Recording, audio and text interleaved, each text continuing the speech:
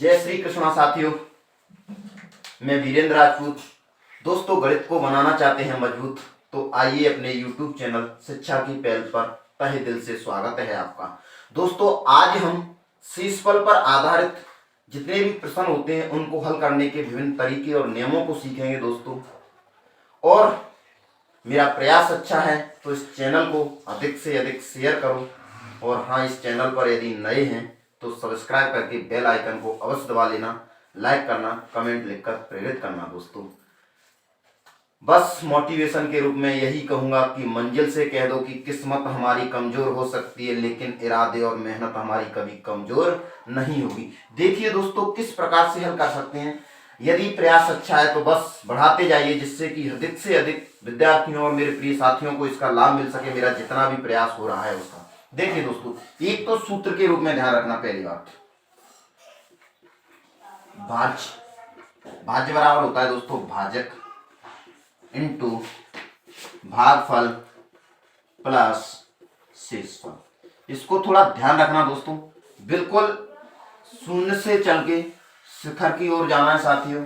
बस ध्यान रखना, क्वेश्चन वही कराऊंगा जो एग्जाम में आए हुए हैं और एग्जाम में आने लायक हैं। बस मैथ का एक ही तरीका होता है, कॉन्सेप्ट क्लियर होना चाहिए, कैसा भी कोई भी आ जाए। संख्या से मतलब नहीं होता है दोस्तों कि यही संख्या मैंने एक बार 10 लिख दी तो दूसरी बार 10 आएगी, कभी नहीं आएगी साथियों, देखना।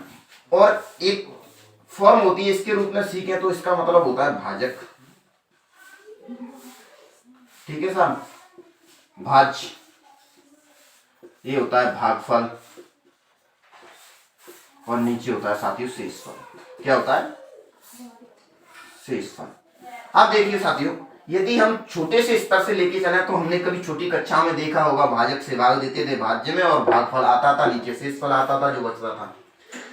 इस फॉर्म को याद रखना है साथियों, और इस तरीके को याद रख के बस शून्य से शिखर की तरफ जाना है। अब देखिए साथियों, कुछ नियम बताऊंगा मैं, उसके बाद प्रश्नों को हल करेंगे साथियों। पहले नियमों को सीखेंगे, हल करने का तरीका सीखेंगे साथियों। प्रयास अच्छा है तो शेयर करते जाइए मेरे साथियों।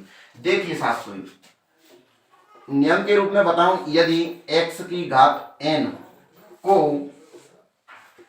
x माइनस 1 से भाग दिया जाए तो शेषफल हमेशा एक होगा। इस नियम को याद रखना मेरे साथियों। यदि x का मतलब है यहाँ कोई संख्या और उसकी कोई भी घात, x बराबर संख्या, n बराबर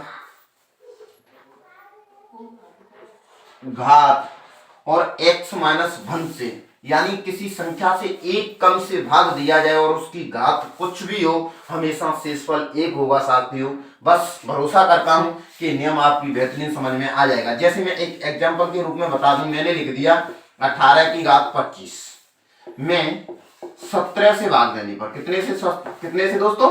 17 से भाग देने पर हमेशा शेषफल कितना बचेगा दोस्तों? शेष हमेशा 1 होगा। भरोसा है दोस्तों, नियम समझ में आ जाएगा। अगला नियम देखिए साथियों,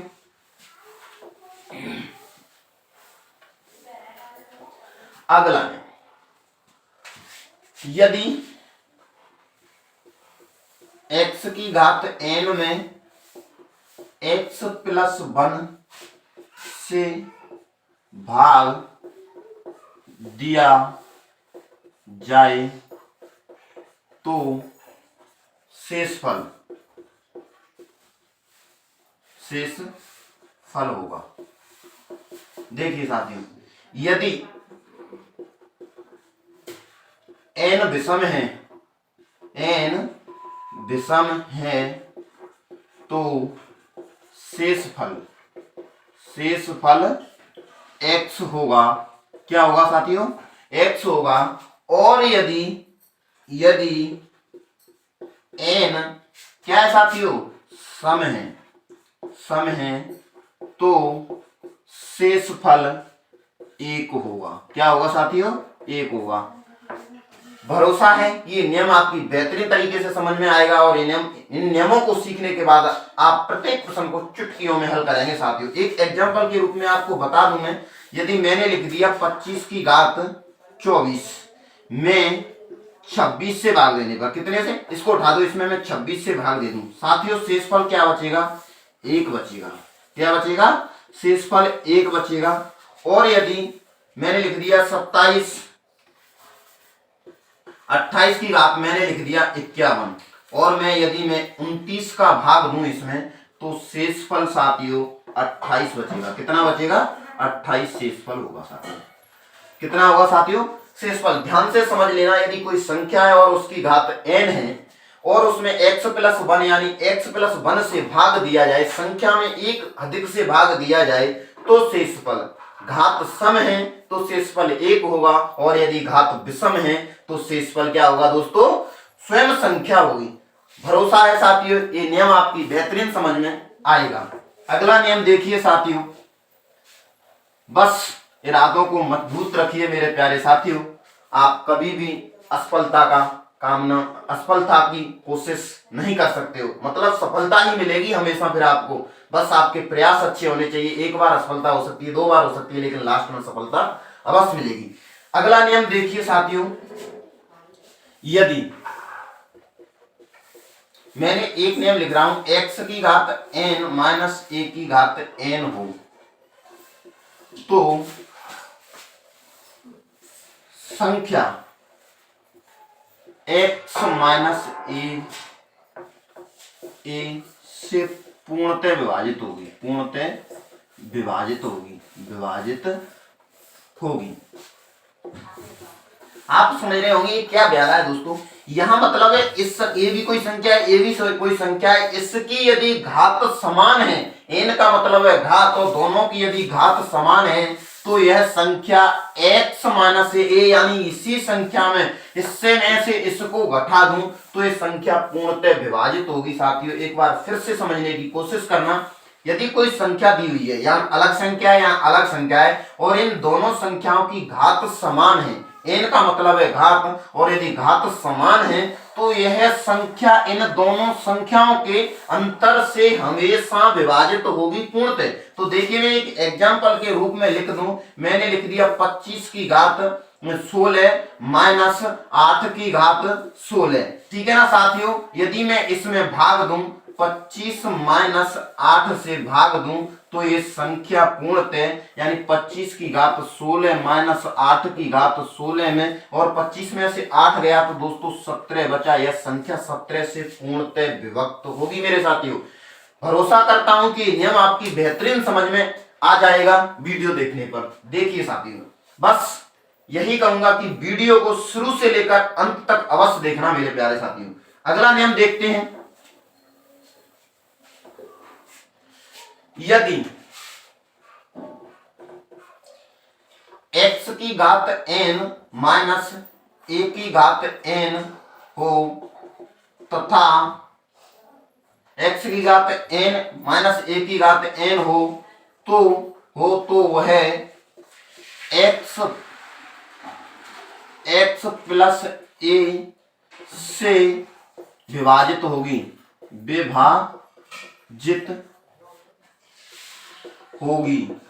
जब n सम हो। क्या हो साथियों, n सम हो। देखिए साथियों, यदि कोई संख्या है, मानो x की घात n दी हुई है और a की घात n दी हुई है, तो यह संख्या x प्लस a से कब विभाजित होगी मेरे प्रिय साथियों, जब n की घात क्या है, यानी n बराबर सम है। जैसे मैंने कोई संख्या लिख दी 18 की घात 16 लिख दी, माइनस मैंने लिख दिया 11 की घात कितनी लिख दी, 16 लिख दी, बटे यदि मैं 18 प्लस 11 कर दूं, तो ये संख्या यानी 18 की घात 16 माइनस 11 की घात 16 बटे 18 11 कितना होता है दोस्तों, 29। यह संख्या 29 से पूर्णतः विभाजित होगी मेरे साथियों। भरोसा है कि ये भी नियम आपकी बेहतरीन समझ में आएगा। देखिए मेरे साथियों,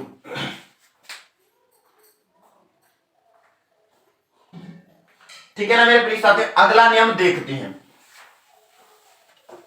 अगला नियम देखिए मेरे साथियों, अगला नियम क्या कहता है, यदि की घात n प्लस a की घात n हो तो x प्लस a से पूर्णतः विभाजित होगी।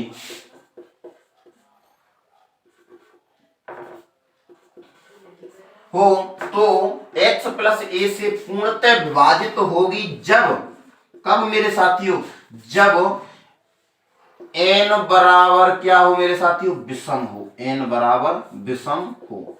समझिए मेरे प्रिय साथियों, यदि कोई संख्या है, यानी यहां एक संख्या यहां एक संख्या, यदि इन दोनों पर घात कैसी है, विषम है, घात कैसी है, विषम है, यानी n का मान विषम है, तो यह संख्या x प्लस a, यानी इस और इस a के, x कोई अलग संख्या है, a कोई अलग संख्या है, इन दोनों के योग से यह संख्या पूर्णतः विभक्त होगी मेरे प्रिय साथियों। देखिए एग्जाम्पल के रूप में मैं बता सकता हूं आपको, मैंने लिख दिया 17 की घात 15 लिख दिया, प्लस मैंने 8 की घात 15 लिख दिया बटे 17 प्लस 8। देखिए मेरे प्रिय साथियों, 17 की घात 15 प्लस 8 की घात 15 बटे 17 और 8 कितना होता है दोस्तों, 25, यानी 25। यह संख्या यानी 17 की घात 8 करने पर और प्लस 8 की घात 15 करने पर बटे 25 से भाग देने पर यह संख्या पूर्णतः विभक्त होगी। तो इस आंसर कैसे आएगा, क्वेश्चन कैसे आएगा, इसका आंसर यानी उसमें दिया होगा पूर्णतः शेषफल, पूर्णतः विभाजित होगी, शेषफल 1 होगा, शेषफल 2 होगा, या कोई नहीं, या 0 होगा, या तो 0 होगा या फिर क्या होगा मेरे साथियों, पूर्णतः विभक्त होगी, ऐसे लिखा होगा ऑप्शन में।